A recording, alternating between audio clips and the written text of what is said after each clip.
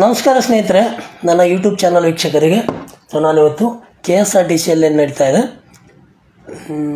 ಕೌನ್ಸ್ಲಿಂಗಿಗೆ ಸಂಬಂಧಪಟ್ಟ ಹಾಗೆ ಬಹಳಷ್ಟು ಅಭ್ಯರ್ಥಿಗಳು ಕೇಳ್ತಿರುವ ಒಂದು ಪ್ರಶ್ನೆ ಏನಂದರೆ, ಮೆಡಿಕಲ್ ಎಲ್ಲಿ ಮಾಡಿಸ್ಬೇಕು ಸರ್, ಜೊತೆಗೆ ಈ ಒಂದು ಕೋರ್ಟ್ ನೋಟ್ರಿ ಒಂದು ಬೇಕಂತ ಹೇಳ್ತಾ ಇದ್ದಾರೆ, ನಿಜನಾ ಅಂತಕ್ಕಂಥ ಮಾಹಿತಿನ ಬಹಳಷ್ಟು ಅಭ್ಯರ್ಥಿಗಳು ಕೇಳ್ತಾ ಇದ್ದಾರೆ. ಸೊ ಜೊತೆಗೆ ಯಾವ್ಯಾವ ಅಭ್ಯರ್ಥಿಗಳು ಯಾವ್ಯಾವ ವಿಭಾಗ ಆಯ್ಕೆ ಮಾಡಿಕೊಂಡಿದ್ದೀರೋ, ಸೊ ಆ ಒಂದು ವಿಭಾಗ ಬಿಟ್ಟು ಬೇರೆ ಕಡೆ ಟ್ರಾನ್ಸ್ಫರ್ ಸಿಗಲ್ವಾ ಅಂಥೇಳಿ, ಸೊ ಈ ಒಂದು ಎಲ್ಲ ಮಾಹಿತಿಗೆ ನಿಮಗೆ ಇಲ್ಲಿ ಉತ್ತರ ಇದೆ. ಸೊ ನೋಡ್ತಾ ಹೋಗ್ಬೋದು ಸ್ನೇಹಿತರೆ. ನೋಡಿ, ನಿಮಗೆ ಈ ರೀತಿ ಒಂದು ಆರ್ಡರ್ ಕಾಪಿ ಸಿಗುತ್ತೆ ಪ್ರತಿಯೊಂದು ಆಯ್ಕೆಯಾದ ಅಭ್ಯರ್ಥಿಗಳಿಗೆ. ನೋಡ್ಬೋದು, ಇದು KSRTC ಇದೆ. YV ಸಾರಿಗೆಯಲ್ಲಿ ಕೂಡ ಇದೇ ರೀತಿ ಇರುತ್ತೆ, ಕಾರ್ಯಸ್ಥಳ ನಿಯೋಜನಾ ಆದೇಶ. ಸೊ ನೋಡ್ಬೋದು, ದಿನಾಂಕ ನೀವು ಯಾವ ಡೇಟಿಗೆ ಹೋಗಿರ್ತೀವಿ ಆ ಡೇಟ್ ಇಲ್ಲಿರುತ್ತೆ. ನಿಮ್ಮದು ಒಂದು ಆಯ್ಕೆ ಆಗಿರೋದು ಒಂದು ನೇಮಕಾತಿ ಒಂದು ಅಂಕಿ ಸಂಖ್ಯೆಗಳು. ಸೊ ನೋಡ್ಬೋದು, ಕರ್ನಾಟಕ ರಾಜ್ಯ ರಸ್ತೆ ಸಾರಿಗೆ ನಿಗಮ. ಸೊ ನೋಡ್ಬೋದು, ಇಲ್ಲಿ ಡೀಟೇಲ್ ಆಗಿರುತ್ತೆ ಯಾವ ಅಭ್ಯರ್ಥಿದು ಏನೇನು ಅಂತೇಳಿ ನೋಡ್ತಾ ಹೋಗ್ಬೋದು. ಶ್ರೀ ಯಾರೊಬ್ಬರು XYZ ಅವರ ಒಂದು ಅರ್ಜಿ ಸಂಖ್ಯೆ ಅದ ನೀವು ಕರ್ನಾಟಕ ರಾಜ್ಯ ಸಾರಿಗೆ ನಿಗಮದಲ್ಲಿ ಉಲ್ಲೇಖ 1ರ ಜಾಹೀರಾತಿನನ್ವಯ ನಡೆದ ಚಾಲಕ ನಿರ್ವಾಹಕ ಹುದ್ದೆಯಲ್ಲಿ ನೇಮಕಾತಿಯಲ್ಲಿ ಚಾಲಕ ನಿರ್ವಾಹಕ ಹುದ್ದೆಗೆ ಆಯ್ಕೆಯಾಗಿದ್ದು, ತಾವು ಗಣಕೀಕೃತ ಕೌನ್ಸಿಲಿಂಗ್ ಮುಖಾಂತರ ಡ್ಯಾಶ್ ವಿಭಾಗದ, ಅಂದರೆ ಯಾವುದೊಂದು ನೀವು ಆಯ್ಕೆ ಮಾಡ್ಕೊಂಡಿರೋ ಆ ಒಂದು ವಿಭಾಗದ ಯಾವ ಒಂದು ಘಟಕ ಅಂದರೆ ಡಿಪೋ. ಸೊ ಡಿಪೋಕ್ಕೆ ಆಯ್ಕೆ ಮಾಡಿಕೊಂಡಿದ್ದು, ಮುಂದಿನ ಆದೇಶಕ್ಕಾಗಿ ವಿಭಾಗೀಯ ಕಚೇರಿ, ಅಂದರೆ ನೀವು ಯಾವ ಒಂದು ವಿಭಾಗ ಇದೆ ಅಂದರೆ ನಿಮ್ಮ ಡಿಪೋ ಯಾವ ಡಿವಿಷನ್ಗೆ ಬರುತ್ತೆ, ಸೊ ಅವರಲ್ಲಿ ಕೂಡಲೇ ಹಾಜರಾಗತಕ್ಕದ್ದು ಅಂತ ಹೇಳಿದ್ದಾರೆ. ಬಟ್ ಆದರೆ ಒಂದು 3-4 ದಿನ ಟೈಮ್ ಕೂಡ ಕೊಟ್ಟಿದ್ದಾರೆ. ಸೊ 2-3-4 ದಿನ ಏನಕ್ಕೆ ನಿಮಗೆ ಟೈಮ್ ಕೊಟ್ಟಿದ್ದಾರೆ ಅಂತಂದರೆ, ನೋಡ್ಬೋದು ಸ್ನೇಹಿತರೆ, 2-3 ದಿನ ಏನಕ್ಕೆ ಟೈಮ್ ಕೊಟ್ಟಿದ್ದಾರೆ ಅಂದರೆ, ನಿಮ್ದು ಇಲ್ಲೆಲ್ಲ ಕೌನ್ಸಿಲಿಂಗ್ ಮುಗಿದ ಮೇಲೆ ಎಲ್ಲದು ಫೈಲ್ಗಳನ್ನು ಆ ಒಂದು ಸಂಬಂಧಪಟ್ಟ ವಿಭಾಗಗಳಿಗೆ, ಅಂದರೆ ನಿಮ್ದು ಏನು ವಿಭಾಗ ಇದೆ ಡಿಸ್ಟಿಕ್ಕು, ಒಂದು ವಿಭಾಗದಲ್ಲಿ 4-5 ಡಿಪೋಗಳಿರ್ತವೆ, ಆ ಒಂದು ವಿಭಾಗಕ್ಕೆ ಕಳಿಸ್ಬೇಕು. ಸೊ ಅದರಿಂದ 3-4 ದಿನ ಟೈಮ್ ತೊಗೊಂಡಿದ್ದಾರೆ. 3-4 ದಿನ ಆಗಿದ್ಮೇಲೆ ನಿಮ್ದು ಏನೇನು ಕೆಲಸಗಳಿದ್ದಾವೆ ಎಲ್ಲ ಕಂಪ್ಲೀಟ್ ಮಾಡಿಕೊಂಡು ನೀವು ವಿಭಾಗಕ್ಕೆ ಹೋಗಬೇಕಾಗುತ್ತೆ. ವಿಭಾಗಕ್ಕೆ ಹೋಗಿದ ಮೇಲೆ ನಿಮ್ದೇನು ಮಾಡ್ತಾರೆ ಅಂದರೆ, ನಿಮ್ದು ಎಲ್ಲ ಒರಿಜಿನಲ್ ಡಾಕ್ಯುಮೆಂಟ್ಸ್ ತೊಗೊಳ್ತಾರೆ. ಒರಿಜಿನಲ್ ಡಾಕ್ಯುಮೆಂಟ್ಸ್ ಅಂದರೆ ಸರ್ ಏನೇನು ಒಯ್ಯಬೇಕು, ಈ ಥರ ಎಲ್ಲ ಪ್ರಶ್ನೆಗಳು ಕೂಡ ಕೇಳ್ತಾ ಇದ್ದಾರೆ. ಸೊ ಏನೇನು ಒಯ್ಯಬೇಕು ಅಂದರೆ, ನೋಡಿ, ಫಸ್ಟು ನಿಮ್ಮದು SSLC ಮಾರ್ಕ್ಸ್ ಕಾರ್ಡು, ಇದು ಅವರಿಗೆ ಒರಿಜಿನಲ್ ಬೇಕು ಒಂದು. ನೆಕ್ಸ್ಟು ನೀವೇನಾದರೂ ಕನ್ನಡ ಮಾಧ್ಯಮ ಅಭ್ಯರ್ಥಿ ಅಂತೇಳಿ ಏನಾದರೂ ಅಪ್ಲಿಕೇಶನಲ್ಲಿ ಹಾಕಿದ್ದೀರಾ, ಸೊ ಅದು ಕೂಡ ಕನ್ನಡ. ಸೊ ಇದು ನಿಮ್ಮ ಹತ್ರ ಯಾವ ಟೈಮಲ್ಲಿ ತೆಗೆದಿದ್ದರೂ ನಡೆಯುತ್ತೆ, ಕನ್ನಡ ಮಾಧ್ಯಮ. ಇದಕ್ಕೆ ಯಾವುದೇ ರೀತಿ ವ್ಯಾಲಿಡಿಟಿ ಇರೋದಿಲ್ಲ. ಸೊ ಕನ್ನಡ ಮಾಧ್ಯಮ ಸರ್ಟಿಫಿಕೇಟ್ ವ್ಯಾಲಿಡಿಟಿ ಇರೋದಿಲ್ಲ ಅಂಥೇಳಿ, ಸೊ ಇವಾಗ ಏನಾದರೂ ತೆಗ್ಸಿದ್ದೀರಂದ್ರೆ ಪರವಾಗಿಲ್ಲ. ಇವಾಗಿಂದು ಜೊತೆಗೆ ಅವಾಗಿಂದ ಎರಡು ತೊಗೊಂಡೋಗಿ ಯಾವ್ದು ತೊಗೊತಾರೋ ಅದು ಕೊಡ್ರಿ, ಓಕೆ. ಸೊ ಇನ್ನೊಂದು ನೆಕ್ಸ್ಟ್ ಗ್ರಾಮೀಣ ಕೂಡ ಇದು ಸೇಮ್, ಇದೂ ಕೂಡ ಇದಕ್ಕೇನು ವ್ಯಾಲಿಡಿಟಿ ಇರೋಲ್ಲ. ಸೊ ಹಳೇದು ಹೊಸದೇನಾದ್ರು ತೆಗ್ದಿರೋ, ಇಲ್ಲ ಸರ್ ನಾನು ಹೊಸ ತೆಗೆದಿಲ್ಲ ತೊಗೊಂಡು ಹೋಗಲೇಬೇಕಾ, ಬೇಡ, ನಿಮ್ಮ ಹತ್ರ ಯಾವುದಿದೆ ಅದನ್ನೇ ತೊಗೊಂಡೋಗಿ, ತೊಂದರೆ ಇಲ್ಲ. ಸೊ ಇದಾದಮೇಲೆ ಕ್ಯಾಸ್ಟ್ ಸರ್ಟಿಫಿಕೇಟು, ಇದು ಕ್ಯಾಸ್ಟ್ ಸರ್ಟಿಫಿಕೇಟ್ ಯಾರಿಗೆ ಅಂದರೆ ಜನರಲ್ ಏನು ಆಯ್ಕೆ ಆಗಿರ್ತಾರೋ, ಸೊ ಅಂಥ ಅಭ್ಯರ್ಥಿಗಳಿಗೆ ಈ ಒಂದು ಕ್ಯಾಸ್ಟ್ ಸರ್ಟಿಫಿಕೇಟ್ ಬೇಕಿಲ್ಲ ಸ್ನೇಹಿತರೆ. ಓನ್ಲಿ ಕ್ಯಾಟಗಿರಿಯಲ್ಲಿ ಯಾರು ಆಯ್ಕೆ ಆಗಿರ್ತಾರೋ ಅಂಥ ಅಭ್ಯರ್ಥಿಗಳಿಗೆ ಕ್ಯಾಸ್ಟ್ ಸರ್ಟಿಫಿಕೇಟ್ ಬೇಕು. ಸರ್ ಕ್ಯಾಸ್ಟ್ ಸರ್ಟಿಫಿಕೇಟ್ ಯಾವ್ದು, ಹಳೇದು ಬೇಕಾ ಹೊಸದು ಬೇಕಾ? ಸೊ ಕ್ಯಾಸ್ಟ್ ಸರ್ಟಿಫಿಕೇಟು ರನ್ನಿಂಗ್ ಇರೋದು ಬೇಕು ಸ್ನೇಹಿತರೆ, ಹೊಸದು ಅಂದರೆ ಪ್ರೆಸೆಂಟ್ ಇವಾಗ ರನ್ನಿಂಗ್ ಇದೆ. ಅಂದರೆ ಕೆಲವೊಂದು ಸೆಕೆಂಡ್ ಬಿ, ಥರ್ಡ್ ಬಿ ಈ ಒಂದೆಲ್ಲ ಕ್ಯಾಟಗಿರಿಗೆ 5 ವರ್ಷದ ಸರ್ಟಿಫಿಕೇಟ್ ಇರ್ತವೆ. ಕ್ಯಾಸ್ಟ್ ಸರ್ಟಿಫಿಕೇಟ್ 5 ವರ್ಷ ವ್ಯಾಲಿಡಿಟಿ ಇರುತ್ತೆ. ಸೊ ಅದಕ್ಕೋಸ್ಕರ ನಿಮ್ದು ಏನಾದರೂ ವ್ಯಾಲಿಡಿಟಿ ಮುಗಿದಿತ್ತು ಅಂದರೆ ಒಂದು ಕ್ಯಾಸ್ಟ್ ಸರ್ಟಿಫಿಕೇಟು, ಇನ್ಕಮ್ ಸರ್ಟಿಫಿಕೇಟ್ ಎರಡೂ ನೀವು ಹೊಸದು ರೆಡಿ ಮಾಡಿಸ್ಕೊಂಡು ತೊಗೊಂಡೋಗಿ ಸ್ನೇಹಿತರೆ, ಅದು ಒಂದು ಕೊಡಬೇಕಾಗುತ್ತೆ. ಅದಾಗಿದ್ಮೇಲೆ ನಿಮಗೆ ಕ್ಯಾಸ್ಟು ಇನ್ಕಮ್ ಜೊತೆಗೆ 2. ಸೊ ಆಮೇಲೆ ಈ SC ST ಕ್ಯಾಟಗಿರಿ 1 ಅಭ್ಯರ್ಥಿಗಳಿಗೆ ಅವ್ರ ಕ್ಯಾಸ್ಟ್ ಸರ್ಟಿಫಿಕೇಟ್ ಯಾವ ಥರ ಇರುತ್ತೆ ಅಂದರೆ, ಅವರು ಒಂದು ಸಲ ತೊಗೊಂಡ್ರೆ ಅದು ಲೈಫ್ ಟೈಮ್ ಅಂತ ಇರುತ್ತೆ, ಅವ್ರದ್ದು ವ್ಯಾಲಿಡಿಟಿ. ಯಾವುದಕ್ಕೆ? ಕ್ಯಾಸ್ಟ್ ಸರ್ಟಿಫಿಕೇಟ್ಗೆ. ಅವರೊಂದು SC ST ಕ್ಯಾಟಗಿರಿ 1 ಈ ಒಂದು ಅಭ್ಯರ್ಥಿಗಳಿಗೆ ಕ್ಯಾಸ್ಟ್ ಸರ್ಟಿಫಿಕೇಟ್ ಲೈಫ್ ಟೈಮ್ ಇರುತ್ತೆ, ಅದೊಂದು ಸಾಕು. ಓಕೆ, ನೆಕ್ಸ್ಟ್ ಇನ್ನೊಂದು ಅವರಿಗೆ ಇನ್ಕಮ್ ಸರ್ಟಿಫಿಕೇಟ್ 5 ವರ್ಷ ಅವರಿಗೆ ವ್ಯಾಲಿಡಿಟಿ ಇರುತ್ತೆ.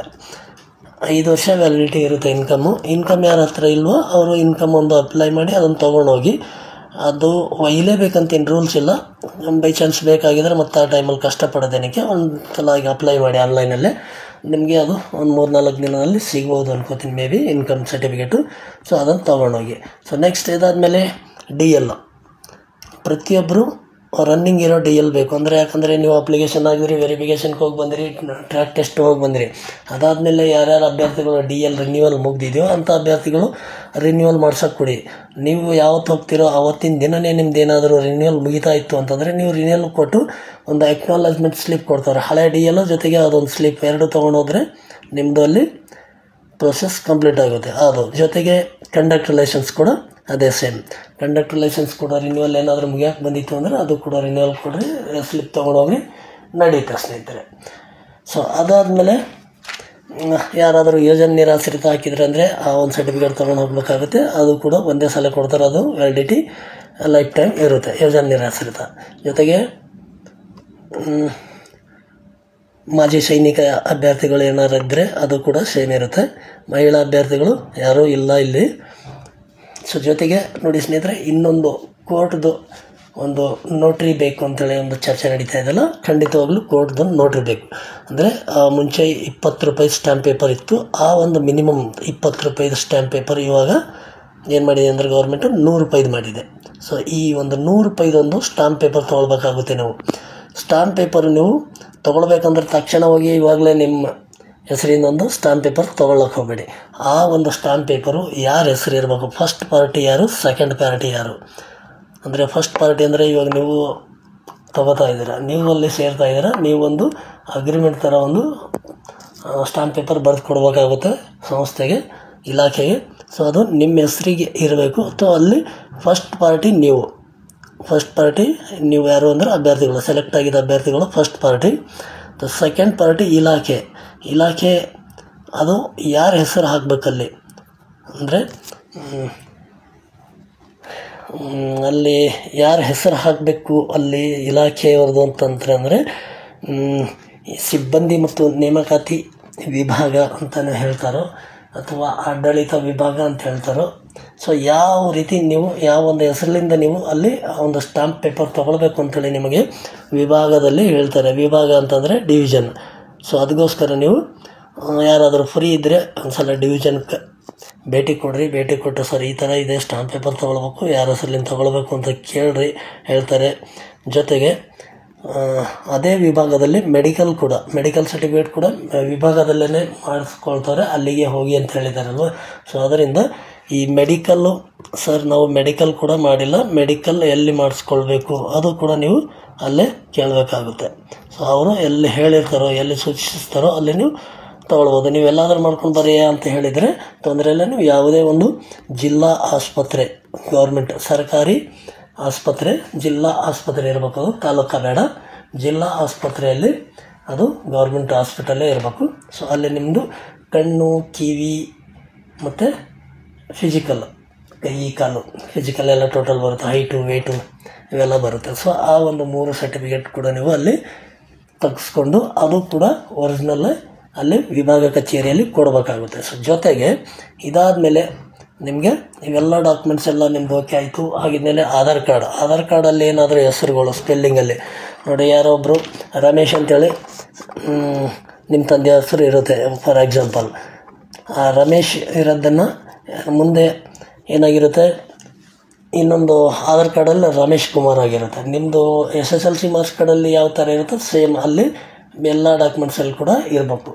ಸೊ SSLCಯಲ್ಲಿ ರಮೇಶ್ ಇತ್ತು, ನಿಮ್ಮದು ಆಧಾರ್ ಕಾರ್ಡಲ್ಲಿ ರಮೇಶ್ ಕುಮಾರ್ ಇತ್ತು ಅಂತಂದರೆ ನೀವು ಏನು ಮಾಡಬೇಕು ಅಂದರೆ ಅಲ್ಲಿ ತಕ್ಷಣ ನೀವು ಆಧಾರ್ ಕಾರ್ಡ್ ಸೆಂಟ್ರಿಗೆ ಹೋಗಿ ಆ ರಮೇಶ್ ಕುಮಾರ್ ಅಂತ ಇರೋದನ್ನು ತೆಗೆಸ್ಬಿಟ್ಟು ಬರೀ ರಮೇಶ್ ಅಂತೇಳಿ ಮಾಡಬೇಕು. SSLC ಮಾರ್ಕ್ಸ್ ಕಾರ್ಡಲ್ಲಿ ಯಾವ ಥರ ಇರುತ್ತೋ ಸೇಮ್ ಆ ಥರನೇ ಮಾಡ್ಕೋಬೇಕು ಸ್ನೇಹಿತರೆ. DL ಕೂಡ ಅದೇ ಥರ ಮಾಡ್ಕೊಳ್ಳಿ.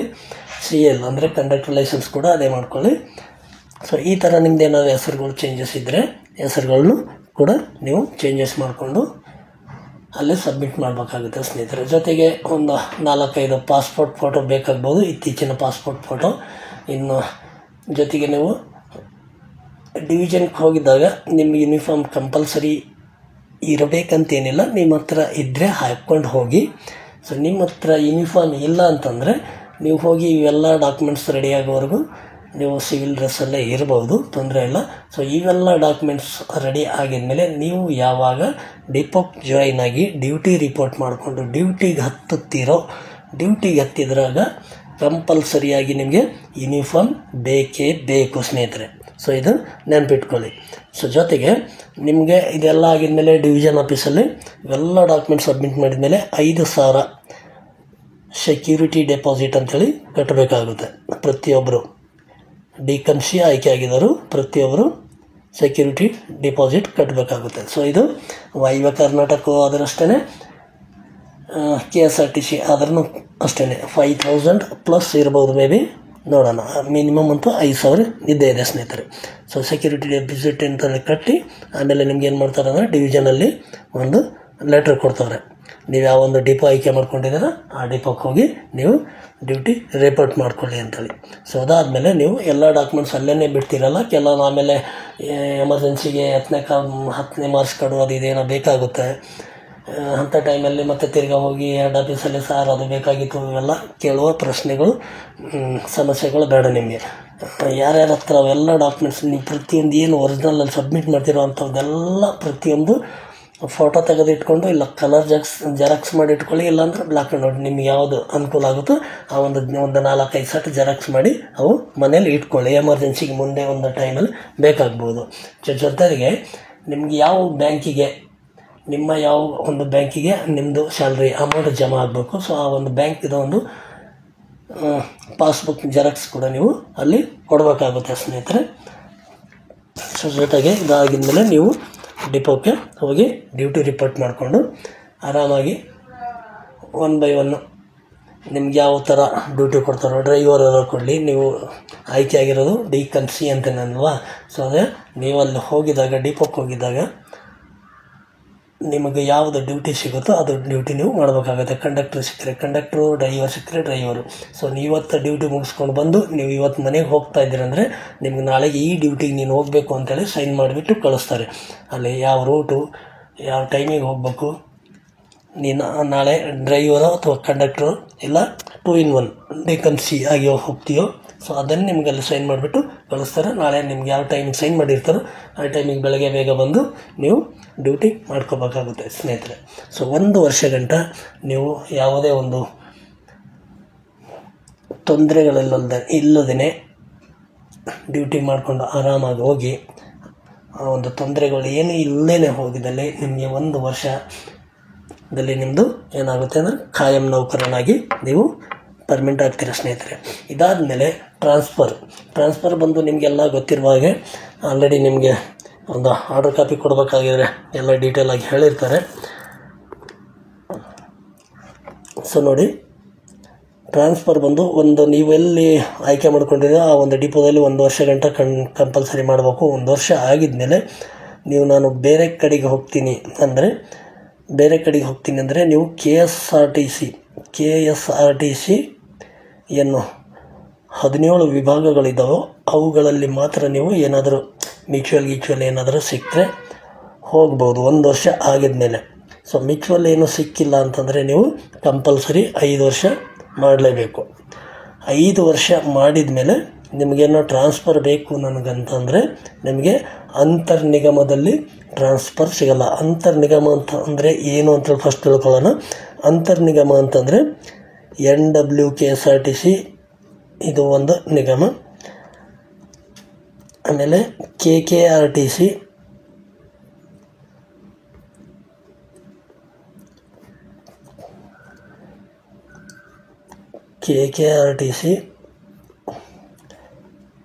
ಆಮೇಲೆ BMTC. ಸೊ ಇವುಗಳು ಅಂತರ್ನಿಗಮಗಳು ಸ್ನೇಹಿತರೆ, ಅರ್ಥ ಆಯಿತು ಅಂದ್ಕೊಂಡಿನಿ. ಸೊ ಅಂತರ್ನಿಗಮ ಇಲ್ಲಿ ನಿಮಗೆ ಟ್ರಾನ್ಸ್ಫರ್ ಸಿಗಲ್ಲ. ನಿಮಗೆ ಟ್ರಾನ್ಸ್ಫರ್ ಎಲ್ಲಿ ಸಿಗುತ್ತೆ ಅಂದರೆ ಅಂತರ್ವಿಭಾಗ ಅಂದರೆ ನೀವು KSRTCಯಲ್ಲಿ ಆಯ್ಕೆ ಆಗಿದ್ದೀರಲ್ವ, ಈ KSRTC ಇನ್ನೂ 17 ವಿಭಾಗಗಳಿದ್ದಾವೆ. ಅಂದರೆ ಈಗ ಎಕ್ಸಾಂಪಲ್ ಆಗಿ ಬೆಂಗಳೂರಲ್ಲಿ ನೀವು ಆಯ್ಕೆ ಆಗಿದರೆ ನನಗೆ ಹಾಸನ ಹೋಗಬೇಕು ಆಗಿದೆ ಅಂದರೆ ಅದು ಹಾಸನ ಬೇರೆ ಡಿಸ್ಟಿಕ್ ಐತಲ್ವ, ಸೊ ಅದು ಅಂತರ್ ವಿಭಾಗ. ಸೊ ನಿಮಗೆ ಬೆಂಗಳೂರಿಂದ ಹಾಸನಕ್ಕೆ ಟ್ರಾನ್ಸ್ಫರ್ ಮಾಡ್ಬೋದು, ಇಲ್ಲ ಹಾಸನಿಂದ ಬೆಂಗಳೂರು ಟ್ರಾನ್ಸ್ಫರ್ ಮಾಡ್ಬೋದು. ಹೀಗೆ KSRTCಯಲ್ಲಿ ಎಷ್ಟು ವಿಭಾಗ ಇದೆ ಆ ವಿಭಾಗದಲ್ಲಿ ಮಾತ್ರ ಟ್ರಾನ್ಸ್ಫರ್ ಸಿಗುತ್ತೆ ಅಂತಕ್ಕಂಥ ಮಾಹಿತಿನ ಅವರು ಭಾಳ ಸ್ಪಷ್ಟವಾಗಿ ನಿಮಗೆ ತಿಳಿಸಿ ಹೇಳಿರ್ತಾರೆ ಸ್ನೇಹಿತರೆ. ಜೊತೆಗೆ ಇಲ್ಲೊಂದು ನೋಡಿ ಸೂಚನೆ ಇದೆ, ವಿಶೇಷ ಸೂಚನೆ ನೋಡಿ, ಇಲ್ಲಿ ನೀವು ನೋಡ್ಬೋದು. ನಿಯೋಜಿತ ಕಾರ್ಯಸ್ಥಳದಲ್ಲಿ ಅಂದರೆ ನಿಮ್ಗೆ ಯಾವ ಡಿಪೋ ಕೊಟ್ಟಿರ್ತಾರೋ ಆ ಒಂದು ಡಿಪೋದಲ್ಲಿ ವರದಿ ಮಾಡಿಕೊಂಡ ನಂತರ 3 ವರ್ಷದೊಳಗಾಗಿ ರಾಜೀನಾಮೆ ಸಲ್ಲಿಸಿದಲ್ಲಿ, ನೀವು 3 ವರ್ಷ ಗಂಟ ನೀವೇನಾದರೂ ರಿಸೈನ್ ಮಾಡಿದ್ರಿ, ನಮ್ಮ ಮನೆ ಸಮಸ್ಯೆ ಇದೆ, ಮನೆ ಪ್ರಾಬ್ಲಮ್ ಇದೆ, ಅದು ಇದೆ, ಇದು ಇದೆ, ಯಾವುದೋ ಒಂದು ಕಾರಣಾಂತರದಿಂದ ರಿಸೈನು ಡ್ಯೂಟಿಗೆ ಬೇಡ ಅಂತೇಳಿ ಏನಾದರೂ ನೀವು ರಿಸೈನ್ ಮಾಡಿ ಹೋಗಿದರೆ ನೀವೇನು ಮಾಡಬೇಕಾಗುತ್ತೆ ಅಂದರೆ ಸಂಸ್ಥೆಗೆ 84,000 ರೂಪಾಯಿ ಫೈನ್ ಕಟ್ಟಬೇಕಾಗುತ್ತೆ, ದಂಡ ಕಟ್ಟಬೇಕಾಗುತ್ತೆ. 3 ವರ್ಷ ಆಗಿದ ಮೇಲೆ ಕೊಟ್ಟಿದ್ರೆ ದಂಡ ಕಟ್ಟುವ ಒಂದು ಅವಶ್ಯಕತೆ ಇರೋದಿಲ್ಲ ಸ್ನೇಹಿತರೆ. ಸೊ ನೋಡ್ಬೋದು ಸ್ನೇಹಿತರೆ, ಆಯ್ಕೆಗೊಂಡ ಹುದ್ದೆಯಲ್ಲಿ 1 ವರ್ಷದ ಕಾಲ ವೃತ್ತಿ ತರಬೇತಿಗೆ ಒಳಪಡಬೇಕಾಗುತ್ತೆ. ಅಂದರೆ ನೀವು 1 ವರ್ಷ ಟ್ರೈನಿಂಗ್ ಪೀರಿಯಡಲ್ಲಿ ಇರ್ತೀರಾ ಅಂತ. 1 ವರ್ಷ ಟ್ರೈನಿಂಗ್ ಪೀರಿಯಡಲ್ಲಿ ಯಾವುದೇ ಸಮಸ್ಯೆ ಇಲ್ದಂಗೆ ಹೆಚ್ಚು ರಜೆಗಳಿಲ್ಲದೇ, ಆಮೇಲೆ ಕೆಲವೊಬ್ಬರು ಹಾಲ್ಟಿಂಗು ಯಾವುದೋ ಒಂದು ಇದರಲ್ಲಿ ಎಣ್ಣೆ ಹೊಡ್ಕೊಂಡು ಈ ಥರ ಎಲ್ಲ ಸಮಸ್ಯೆಗಳಾಗ್ತಾವೆ. ಅಂಥವು ದಯವಿಟ್ಟು ಯಾರು ಮಾಡಬೇಡಿ. ಡ್ಯೂಟಿ ಮುಗಿದಿದ ಮೇಲೆ ಬೇಕಾದರೆ ನಿಮ್ಮ ಒಂದು ಮಾಡ್ಕೊಂಡು ನಾನು ಏನು ಹೇಳಲ್ಲ ಇದು. ಸೊ ಈ ಥರ ಇರುತ್ತೆ. ಸೊ ನೋಡ್ಕೊಳ್ಳಿ, ಹುಷಾರಾಗಿ ಡ್ಯೂಟಿ ಮಾಡಿ. ಎಷ್ಟು ರಜೆ ಮಾಡ್ತೀರೋ, ಒಂದು ರಜೆಗೆ ನಮಗೆ 6 ದಿನ ನಿಮ್ಮದು ಪರ್ಮನೆಂಟ್ ಆಗೋದು ಡೇಟು ಮುಂದೆ ಹೋಗುತ್ತೆ ಸ್ನೇಹಿತರೆ. ಸೊ ನೋಡ್ಬೋದು. ಹಾಗಾಗಿ ನೀವು ರಜೆ ಮಾಡೋಕ್ಕೆ ಹೋಗಬೇಡಿ. ಪ್ರತಿಯೊಬ್ಬರಿಗೆ ವೀಕ್ಲಿ ಒಂದು ರಜೆ ಇದ್ದೇ ಇರುತ್ತೆ. ವೀಕ್ಲಿ ಅಂದರೆ ಒಬ್ಬರಿಗೆ ಸೋಮವಾರ ಇದ್ದರೆ ಮತ್ತೊಬ್ಬರಿಗೆ ಮಂಗಳವಾರ, ಮತ್ತೊಬ್ಬರಿಗೆ ಬುಧವಾರ ಈ ಥರ ಕೊಡ್ತಾರೆ. ಎಲ್ಲರಿಗೆ ಒಂದೇ ದಿನ ರಜೆ ಕೊಟ್ಟರೆ ಬಸ್ಗಳು ನಿಲ್ಲಿಸ್ಬೇಕಾಗುತ್ತೆ. ಹೀಗಾಗಿ ಒಬ್ಬೊಬ್ಬರಿಗೆ ಒಂದೊಂದು ದಿನ ವೀಕ್ಲಿ ಒಂದೊಂದು ರಜೆ ಇರುತ್ತೆ. ಹೀಗಾಗಿ ಯಾರು ಹೆಚ್ಚು ರಜೆ ಮಾಡಲಾರ್ದೇ ಒಳ್ಳೆಯ ಒಂದು ಇದರಿಂದ ಹುಮ್ಮಸ್ಸಿನಿಂದ ಡ್ಯೂಟಿ ಮಾಡ್ಕೊಂಡು ಹೋಗಿ ಸ್ನೇಹಿತರೆ. ಜೊತೆಗೆ ವಾಯುವ್ಯ ಕರ್ನಾಟಕ ರಸ್ತೆ ಸಾರಿಗೆ ಸಂಸ್ಥೆಯಲ್ಲಿ ಒಂದು ಈಗಾಗಲೇ ಅಲ್ಲಿ ಕೂಡ ಕೌನ್ಸಿಲಿಂಗ್ ಮುಗಿಯುವ ಹಂತದಲ್ಲಿದೆ. ಭಾಳಷ್ಟು ಅಭ್ಯರ್ಥಿಗಳು ಆ ಕಡೆ ಈ ಕಡೆ ಸೆಲೆಕ್ಟ್ ಆಗಿದ್ದ ಅಭ್ಯರ್ಥಿಗಳು ಯಾವ ಕಡೆ ಅವ್ರು ಹೋಗಿರ್ತಾರೋ, ಇನ್ನೊಂದು ಕಡೆ ನಾವು ಬರೋದಿಲ್ಲ ಅಂಥೇಳಿ ನೀವು ಕೌನ್ಸಿಲಿಂಗಲ್ಲಿ ಬಂದು ಒಂದು ಲೆಟ್ರ್ ಕೂಡ ಬರೆದು ಕೊಡಬೇಕಾಗುತ್ತೆ. ನೀವು ಲೆಟ್ರ್ ಬರೆದು ಕೊಟ್ಟಾಗ ಮಾತ್ರ ಏನು ಮಾಡ್ತಾರೆ ಅಂದರೆ ಅವರು ನಿಮ್ಮ ಒಂದು ಕೆಳಗಡೆ ಇರುವಂಥ ಅಭ್ಯರ್ಥಿಗೆ ಸೆಕೆಂಡ್ ಲಿಸ್ಟಿಗೆ ಡೈರೆಕ್ಟಾಗಿ ಈ ಥರ ಏನೋ ಲಿಸ್ಟ್ ಹಾಕಲ್ಲ. ನೀವು ಕೌನ್ಸಿಲಿಂಗಲ್ಲಿ ಹೋಗಿ ನಿಮಗೆ ಯಾವುದು ಬೇಕೋ ಅದನ್ನು ಆಯ್ಕೆ ಮಾಡ್ಕೊಂಡಿರ್ತೀರ. ಯಾವ ಒಂದು ಇಲಾಖೆ ಬೇಕೋ, ಯಾಕಂದರೆ ವಾಯುವ್ಯ ಮತ್ತು KSRTC 2 ಕಡೆ ಆಯ್ಕೆ ಆಗಿದ್ದರೆ ನೀವು ಒಂದು ಕಡೆ ಹೋಗಿ ಸರ್ ನಾನು ಅಲ್ಲೇ ಕೂಡ ಆಯ್ಕೆ ಆಗಿದ್ದೀನಿ, ನಾನು ಇಲ್ಲಿ ಬರೋಂಗಿಲ್ಲ ಅಂಥೇಳಿ ನೀವು ಬರೆದು ಕೊಡಿ. ಸೊ ಕೌನ್ಸಿಲಿಂಗಿಗೆ ಹೋಗಿದರೆ, ಸೊ ಇಲ್ಲ ಹೋಗಿಲ್ಲ, ನಿಮ್ಗೆ ಯಾವುದು ಬೇಕಾಗಿರುತ್ತೋ ಅಲ್ಲೇ ಕೌನ್ಸಿಲಿಂಗಿಗೆ ಹೋಗಿದರೆ ಏನು ತೊಂದರೆ ಇಲ್ಲ. ಸೊ ಎಲ್ಲ ಅಭ್ಯರ್ಥಿಗಳು ಡ್ಯೂಟಿಗೆ ಜಾಯ್ನ್ ಆಗಿ 1 ತಿಂಗಳು, 1.5 ತಿಂಗಳು, 2 ತಿಂಗಳು, ಮೇ ಬಿ ಎಷ್ಟು ಬೇಗ ಆಗುತ್ತೋ ಅಷ್ಟು ಬೇಗ ಏನು ಮಾಡ್ತಾರೆ ಅಂದರೆ ಅಭ್ಯರ್ಥಿಗಳು ಅವ್ರು ನೆಕ್ಸ್ಟ್ ಕೆಳಗಡೆ ಇರೋ ಅಭ್ಯರ್ಥಿಗಳಿಗೆ ಡೈರೆಕ್ಟ್ ಕಾಲ್ ಮಾಡಿಸಿ, ಈ ಥರ ಲಿಸ್ಟ್ ಏನು ಹಾಕಲ್ಲ, ಡೈರೆಕ್ಟ್ ಕಾಲ್ ಮಾಡಿ ಅವ್ರನ್ನ ಸೆಕೆಂಡ್ ಲಿಸ್ಟಿಗೆ ಕರೀತಾರೆ ಸ್ನೇಹಿತರೆ. ಸೊ ನೋಡ್ಬೋದು, ಈ ಒಂದು ಏನಿದೆ ಅಂದರೆ ಈ NWKSRTCಯಲ್ಲಿ ನೀವು ಕೌನ್ಸಿಲಿಂಗಿಗೆ ಹೋಗ್ಬೇಕಾದ್ರೆ ಡಿಕಮ್ಸಿ ಅಭ್ಯರ್ಥಿಗಳು ಇನ್ನು 20ನೇ ತಾರೀಕಿಗೆ ಏನು ಹೋಗ್ಬೇಕಲ್ವ, ಸೊ ಅಂಥವ್ರು ಈ ಒಂದು ಡಾಕ್ಯುಮೆಂಟ್ಸ್ ಕೊಡೋವೆಲ್ಲ ತೊಗೊಂಡು ಹೋಗಬೇಕು ಅಂತ ಇಲ್ಲಿ ಕೊಟ್ಟಿದ್ದಾರೆ.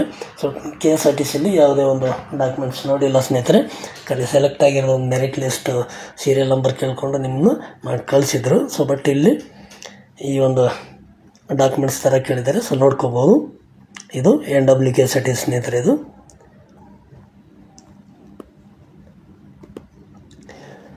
ದೈಹಿಕ ಅರ್ಹತೆ ಮತ್ತು ಮೂಲ ದಾಖಲಾತಿ ಪರಿಶೀಲನಾ ಪತ್ರ, ಅಂದರೆ ನೀವೇನು ವೆರಿಫಿಕೇಷನ್ಗೆ ಹೋಗಿದ್ದೀರೋ ಫಸ್ಟು ಆ ಒಂದು ಲೆಟ್ರ್ ಕೇಳ್ತಾ ಇದ್ದಾರೆ. ಜೊತೆಗೆ ಚಾಲನಾ ವೃತ್ತಿ ಪರೀಕ್ಷೆಯ ಅಂಕಪಟ್ಟಿ, ಅಂದರೆ ನೀವೇನು ಡ್ರೈವಿಂಗ್ ಟೆಸ್ಟಲ್ಲಿ ಏನು ಮಾರ್ಕ್ಸ್ ತೊಗೊಂಡ್ರೆ ಅದೊಂದು ಅಂಕಪಟ್ಟಿ ಕೇಳ್ತಾ ಇದ್ದಾರೆ. ಆಧಾರ್ ಕಾರ್ಡ್ ಕೇಳ್ತಾ ಇದ್ದಾರೆ. ಆಮೇಲೆ ಚಾಲ್ತಿಯಲ್ಲಿರುವ ಚಾಲಕ ಕಮ್ ನಿರ್ವಾಹಕ ಹುದ್ದೆಯ ಪ್ರಮಾಣ ಪತ್ರಗಳು, ಅಂದರೆ ನಿಮ್ಮದು driver licence, conductor licence running ಇರೋವು. ನಿಮ್ದು ಏನಾದರೂ ರಿನ್ಯೂವಲ್ ಏನಾದರೂ ಬಂದರೆ ನಾನು ಹೇಳಿದ ಹಾಗೆ ಅದು ರಿನ್ಯೂವಲ್ ಕೊಟ್ಟು ಒಂದು ಸ್ಲಿಪ್ ಕೊಡ್ತಾರಲ್ಲ, ಸ್ಲಿಪ್ ತೊಗೊಂಡು ಹೋಗಿದ್ರು ನಡೆಯುತ್ತೆ ಸ್ನೇಹಿತರೆ. ನಿಮಗೆ ಹತ್ತಿರ ಇರುವಂಥ ಡಿಪೋಗಳನ್ನು ಆಯ್ಕೆ ಮಾಡಿಕೊಂಡು ಆರಾಮಾಗಿ ಡ್ಯೂಟಿ ಮಾಡ್ಕೊಳ್ಳಿ. 1 ವರ್ಷ ಗಂಟ ಪೇಮೆಂಟ್ ಕಡಿಮೆ ಇರುತ್ತೆ. ಅಡ್ಜಸ್ಟ್ ಮಾಡಿಕೊಂಡು ಮಾಡಿದರೆ ಮುಂದಿನ ದಿನ ಭಾಳ ಒಳ್ಳೆಯ ಒಂದು ಇದು ಇರುತ್ತೆ ಸ್ನೇಹಿತರೆ. ಸೊ ನೋಡೋಣ ಸ್ನೇಹಿತರೆ, ಮಾಹಿತಿ ಇಷ್ಟ ಆಗಿದ್ದರೆ ಒಂದು ಲೈಕ್ ಮಾಡಿ, ಜೊತೆಗೆ ನಿಮ್ಮ ಸ್ನೇಹಿತರಿಗೂ ಶೇರ್ ಮಾಡಿ, ಹಾಗೂ ನಿಮ್ಮ ಅನಿಸಿಕೆ ಅಭಿಪ್ರಾಯಗಳು ಕಮೆಂಟಲ್ಲಿ ಕೇಳ್ಬೋದು ಅಂತ ಹೇಳುತ್ತಾ ಮತ್ತೆ ಸಿಗೋಣ ಸ್ನೇಹಿತರೆ ಮುಂದಿನ ವಿಡಿಯೋದಲ್ಲಿ. ನಮಸ್ಕಾರಗಳು.